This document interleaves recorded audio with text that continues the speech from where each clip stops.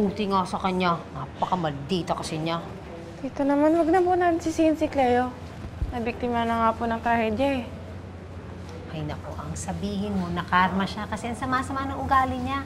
Alam mo yung mga taong ganun, kailangan hindi kinakaawaan. Naku, bakit ba natin siya pinag-uusapan? Uy, kumusta na kayo ni Angelo? Totoo ba'y narinig ko kayong dalawa na daw? Hindi pa po, tita. Eh bakit naman hindi pa? Eh bakit pa kayo nagpapatumpik-tumpik? Pareho na kayong malaya ni Angelo. Wala nang kontrabidang si Cleo. Eh, tita, hindi naman po ganun kadali yun. At bakit naman hindi? Ay naku, Jessica, kailangan maging agresibo ka. Kung hindi, matutulad ka sa akin na agawan ng lalaki. Miss Jessica, may bisita po kayo. Ay, sino naman yan? Baka naman fans lang yan na magpapapirma, ha? Si Mr. Angelo Soriano po.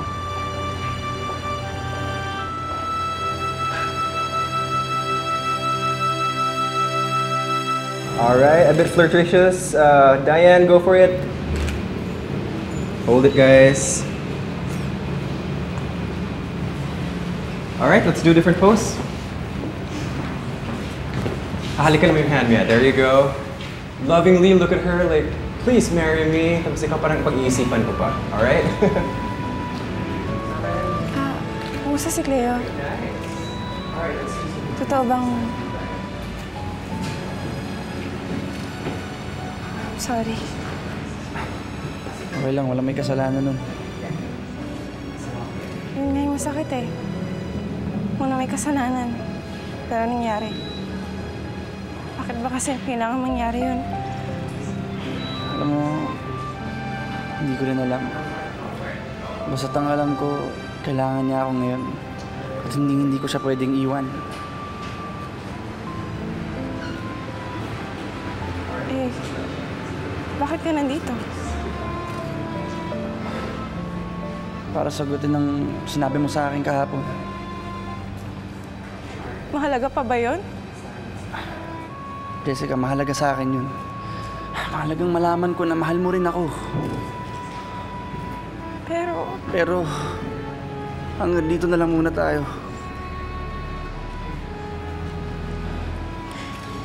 Angelo. Jessica, masakit man sa akin. Pero kailangan kong gawin yun. Mahal na mahal kita, Jessica, pero mas higit na kailangan ako ni Cleo ngayon. At kailangan kong gawin yun para sa sarili ko. Para sa kanya. At para na rin sa konsensya ko.